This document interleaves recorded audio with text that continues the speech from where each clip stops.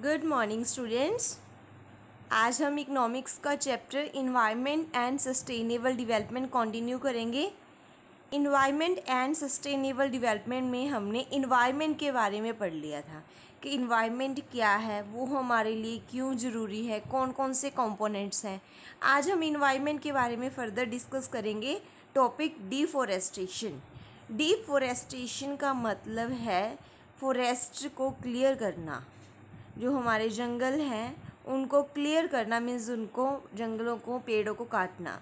The destruction of biotic potential of land by clearing of forest through human activities is called deforestation. Destruction of biotic. Biotic means हमने discuss किया था कि जो living होते हैं, जैसे पेड़ है वो सांस ले सकते हैं, तो उनका डिस्ट्रॉय कर देना उनको बाई क्लियरिंग फॉरेस्ट, जंगलों को काट के उनको ख़त्म करके, तो ये है, इस प्रोसेस को बोला जाता है deforestation. Destruction of forest is a formidable threat to the society, country's economy and future development. इसकी डिस्ट्रक्शन से हमारी सोसाइटी को, डेवलपमेंट को, इकोनमी को बहुत बड़ा जो लॉस हो रहा है। The forest cover of the world is being exhausted rapidly, specially in the developing countries located in tropics. मतलब जो कंट्रीज ट्रॉपिक के नज़दीक है उनको बहुत ज़्यादा लॉस हो रहा है। In India about 30% of the land was under forest cover at beginning of 20th century. 20th century की स्टार्टिंग में जंगल के अंडर एरिया कितना था? 30%। बट रिड्यूस होके 20th सेंचुरी के एंड तक जाके ये एरिया रिड्यूस होके कितना रह गया? 19.4%। सो देखो कम कितना हो गया, क्योंकि जंगल काट रहे हैं दिनों दिन। This is a less than desired 33 forest area. होना चाहिए था 33%, मीन्स ज़्यादा चाहिए था, बहुत ज़्यादा डिज़ायर से कम हो गया ये area. Next, causes of deforestation. ऐसा कर क्यों रहे हैं, इसके रीजंस क्या है? First one is cultivation, shifting cultivation. In many stages of our country people slash and burn forest and use that land for cultivation of crop. लोग क्या करते हैं, किसान या फिर जो भी लोग हैं जिन्हें खेती करनी है, वो क्या करते हैं, हमारे जंगलों को काट के स्लैश एंड बर्न करके वहाँ पे खेती करते हैं। कल्टीवेशन ऑफ क्रॉप्स मीन्स फसलों को उगाते हैं। In this way they clear more than 5 lakh hectare of forest annually. हर साल 5 लाख से ज़्यादा जो जंगल है वो काटे जा रहे हैं। दिस मेथड ऑफ कल्टीवेशन, इस तरह से हमारे जंगलों को बहुत बड़ा नुकसान है। Second point, demand of wood and industry. दिनों दिन लकड़ी की डिमांड बढ़ रही है। Several industry such as paper की, प्लाईवुड की, मैच बॉक्सेस की, फर्नीचर की, बॉक्स मेकिंग की, पैकिंग की, उन सभी में ज़्यादातर किसकी नीड होती है? हमें लकड़ी की। सो लकड़ी को काट कहाँ से लेके आएंगे? वो जंगलों को काट के। Today the annual requirement of industrial would is much more than it's availability. जितनी हमारे पास अवेलेबिलिटी है, डिमांड उससे कई ज़्यादा है। Third point, mining operation. Mining operation जैसे कोल खुदाई हो गई, माइका हो गया, लाइमस्टोन हो गया, बॉक्साइट हो गया, हेमेटाइट हो गया, तो इन सब की खुदाई के लिए हमें बड़े एरिया की ज़रूरत है, तो वो हमें जंगलों को काट के ही मिलता है। तो उस वजह से लोग क्या कर रहे हैं, जंगलों को काट रहे हैं। Fourth point, dams and hydro electric product. जो बड़े डैम्स होते हैं उनके लिए भी बहुत बड़ा एरिया हमें ज़रूरत पड़ेगी। These project cause water logging and a situation in which earthquakes many result. तो जिनकी वजह से हमें लार्ज एरिया की ज़रूरत है, वो हमें कहाँ से मिलती हैं? फॉरेस्ट से। Over grazing. ओवर ग्रेजिंग का मतलब है पशुओं को चराना, ज़्यादा चराना।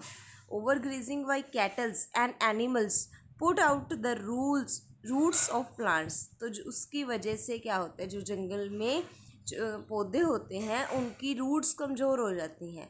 एनिमल्स क्या करते हैं, उनको खींच देते हैं, पुल आउट रूट, जड़ को निकाल देते हैं। एंड ईट यंग प्लांट्स, जो मतलब यंग हैं प्लांट्स, अभी नए नए हैं, उनको वो खा जाते हैं। उसकी वजह से जो हमारे फॉरेस्ट है वो नष्ट हो रहे हैं।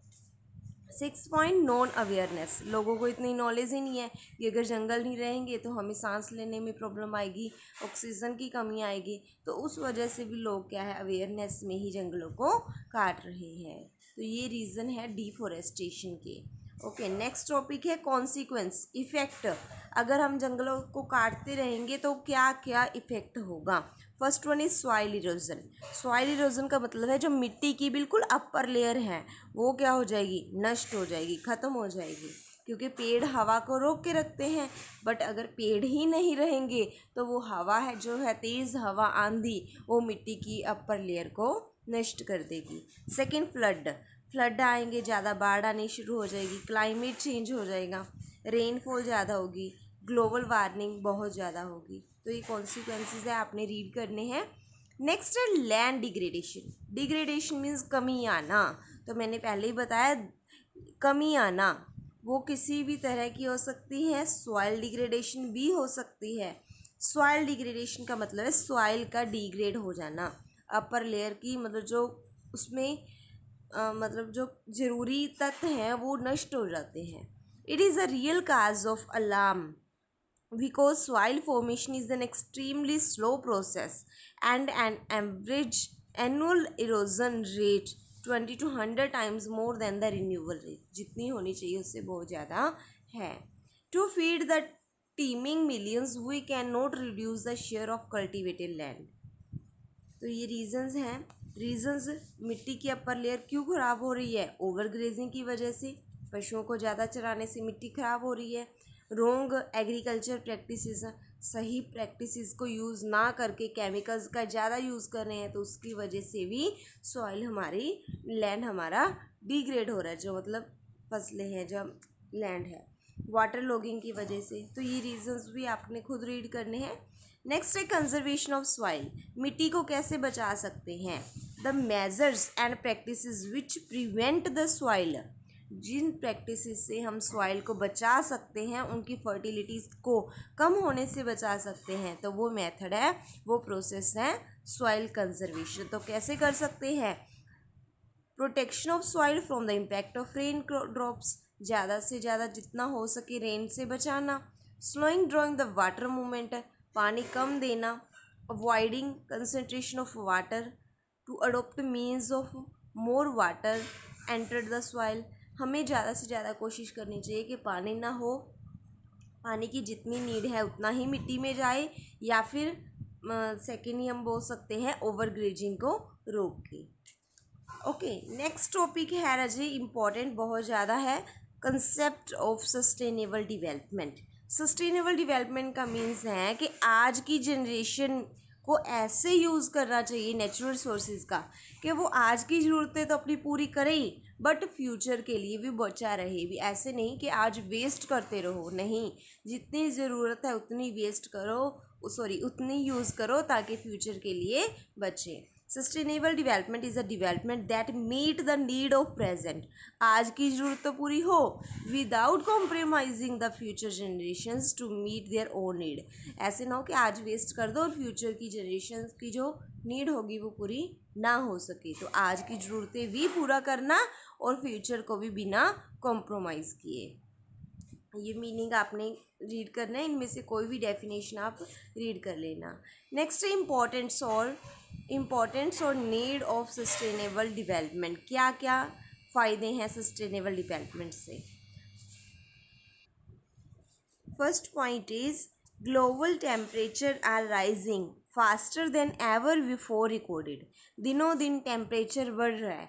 अगर हम नेचुरल रिसोर्सेज का गलत यूज़ करते रहेंगे, मीन्स जिससे टेम्परेचर कम होता है वो चीज़ें ज़्यादा यूज़ करनी चाहिए, जैसे एसी है उससे टेम्परेचर बाहर का इंक्रीज़ हो जाता है, तो मतलब ऐसी चीज़ों को अवॉइड करना चाहिए जिनसे हमारा टेम्परेचर डाउन हो सके।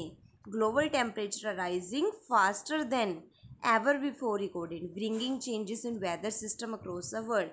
If we carry on burning fossil fuel, अगर हम जलाते रहेंगे फॉसिल फ्यूल को तो वो ग्रीन हाउस जो ओजोन लेयर है उसको नष्ट कर देगा, तो उसके लिए हमें उसका कम यूज़ करना चाहिए। Environment disaster have caused over 600 billion worth damage, environment में जो डिज़ास्टर आ रहे हैं उसकी वजह से बहुत ज़्यादा नुकसान हुआ है, तो उसको भी कम करने के लिए कोशिश करनी चाहिए। More and more of the world's population are now facing acute shortage of fresh water, slum in food production, devastating flood for same and disaster drought for others। कईयों के लिए हड़ आ रहे हैं, सूखा आ रहा है, पानी की कमी है, तो वो प्रॉब्लम्स को फेस कर रहे हैं जो गरीब लोग हैं। तो उन सब की केयर के लिए हमें सस्टेनेबल डेवलपमेंट के ऊपर फोकस होना बहुत ज़रूरी है। Next principles, keep the population within the carrying capacity, population कम होनी चाहिए, लाइफ सपोर्टिंग सिस्टम होना चाहिए, हमें अपना पर्सनल एटीट्यूड चेंज करना चाहिए, minimize depletion, non renewable resources को कम यूज़ करना चाहिए, कंजर्वेशन मीन्स संभाल के रखना है, तो हमारी जो डाइवर्सिटी है, पेड़ पौधे, उनको बचा के रखना चाहिए। तो ये सारे पॉइंट्स है कि कैसे हम सस्टेनेबल डेवलपमेंट को मेंटेन कर सकते हैं। स्टेप्स जो है हेडिंग बने हुए हैं, देखो कौन कौन से स्टेप हम ले सकते हैं। First one is change the technology, technology को चेंज करो, इको फ्रेंडली टेक्नोलॉजी को यूज़ करो जिससे पोल्यूशन कम हो। 3R अप्रोच को फॉलो करो, रिड्यूस, रीयूज़ एंड साइकिल का। Third, environment education awareness program लगाने चाहिए ताकि लोगों को ज़्यादा से ज़्यादा जानकारी मिले कि इन्वायरमेंट हमारे लिए बहुत ज़रूरी है। रिसोर्सेज को यूटिलाइज करना, उनको वेस्टेज ना करना। इको फ्रेंडली टेक्निक का यूज़ करना चाहिए जिससे पोल्यूशन बहुत कम हो। पॉपुलेशन को स्टेबल करना, इंक्रीज होने से रोकना। कंट्रोल ऑफ पोल्यूशन पे कंट्रोल करना। तो ये पॉइंट्स है सस्टेनेबल डेवलपमेंट को कंट्रोल करने के। ओके, तो आज आपने ये अच्छे से नोट्स बनाने हैं और लर्न करना है। Okay, thank you.